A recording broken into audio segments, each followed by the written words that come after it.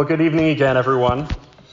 You've made it about over halfway through the service, so you're all doing great so far. Well, what a wonderful set of scriptures we get to hear on Christmas Eve. First, we get to hear the creation story in Genesis. Then we hear the great prophecies of Isaiah. We are terrified with Mary as she bears witness to the angel Gabriel. We journey with Mary and Joseph to the stable behind the inn, where the birth of Jesus is soon to occur. We are told of the visit of the Magi to that stable, and of the good news that travels throughout the land following that birth. And we are retold this great story in the Gospel of John, in which the Word becomes flesh and is made plain for all to see.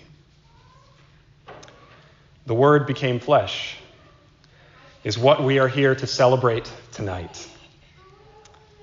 Let me say that again. The Word of God becoming flesh. You. No, not you. Not you. Wow. The Word becoming flesh is another way of describing something that we have reflected on in our church quite a bit this year. And that something is called incarnation. We are here tonight to celebrate incarnation. Last Easter, as we mentioned, and every now and then since, we've reflected on the nature of incarnation. Most of us have understood it through the years to mean God's presence in the form of Jesus Christ. And we are right. But this past spring, during the season of new life, we also reflected on creation itself. And we came up with another description for incarnation. And that was and is the continuous outpouring of God's loving presence into every corner of creation. The continuous outpouring of God's loving presence into all of creation. You see, this idea still means God in the form of a little baby in a manger. This idea still means God in the person of Jesus Christ. But here is what it also means. It means God in you. And God in the person next to you. And God in the person next to them. It means God in every single church service that is happening this magical evening. God in the Vatican, where the Pope has already given the Christmas Eve Mass. God in other United Methodist churches around the nation and the world. God in every nation, in every person, in every moment, in every song. This is what the incarnation of Jesus Christ represents to us. And this is what Christ has to teach us on Christmas Eve. That all of creation is sacred as it has been revealed to us through him. We need only listen for God's voice in that sacredness.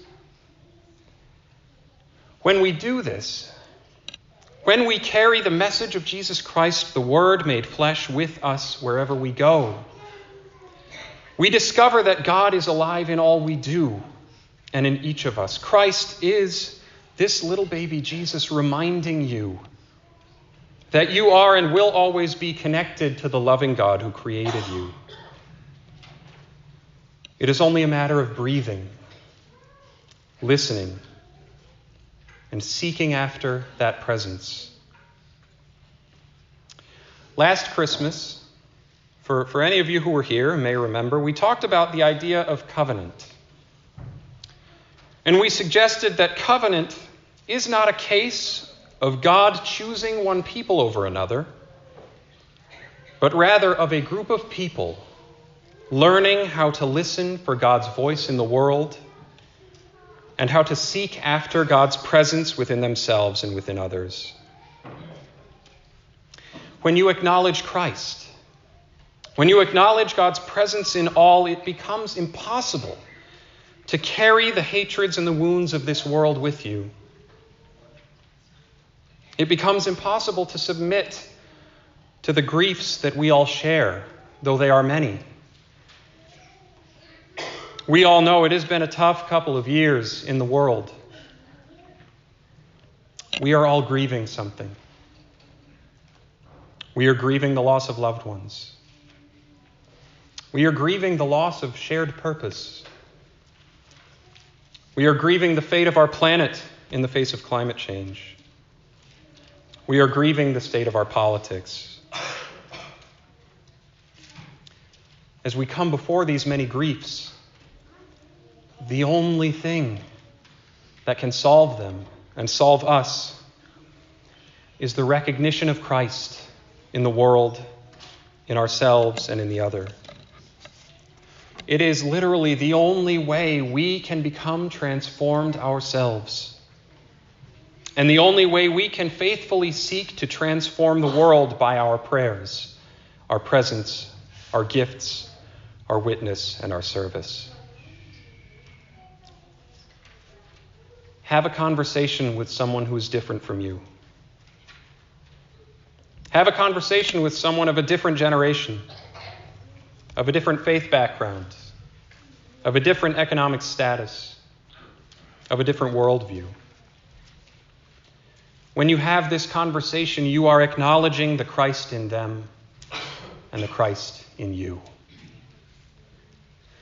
It is not enough simply to believe in an abstract God who is removed from us here in this sanctuary tonight.